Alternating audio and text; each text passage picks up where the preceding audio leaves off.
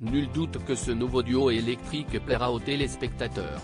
Gilbert, ancien chauffeur poids lourd retraité et particulièrement radin, face à sa nouvelle compagne Christine, une bourgeoise un peu snob qui n'a pas trop peiné dans la vie. Pourtant, cette dernière est interprétée par Fanny Cotenson, actrice de renom, acharnée du travail et césarisée qui plus est. L'opposé de son personnage donc. Mais la comédienne n'est pas la seule à avoir trouvé sa voie sur petit et grand écran. En effet, il semblerait que son fils ait suivi le même chemin. Dans les années 1980, alors qu'elle vient tout juste de décrocher le César de la meilleure actrice pour son rôle dans L'Étoile du Nord, film réalisé par Pierre Granier-Desfers, Fanny Cotenson succombe au charme du réalisateur Roger Coggio. Éperdument épris, les tourtereaux entament alors une relation amoureuse. En 1990, ils ont un fils qu'ils décident de baptiser Maxime.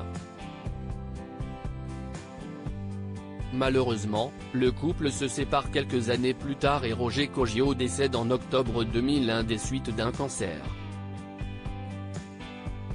Telle mère, tel fils. Aujourd'hui âgé de 33 ans, Maxime Coggio a choisi de suivre la voie de ses célèbres parents et est lui aussi devenu acteur.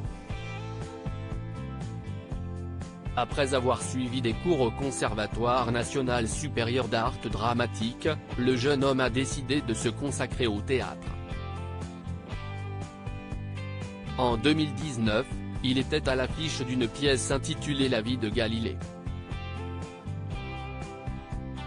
Aujourd'hui, on le retrouve actuellement dans deux pièces, l'une intitulée Zaï Zaï Zaï Zaï et l'autre baptisée Beaucoup de bruit pour rien. Toutes les semaines, le fils de Fanny Cotenson est donc en représentation au théâtre de l'Atelier et dans plusieurs autres salles parisiennes. Un début de carrière qui fait sans nul doute la fierté de sa mère.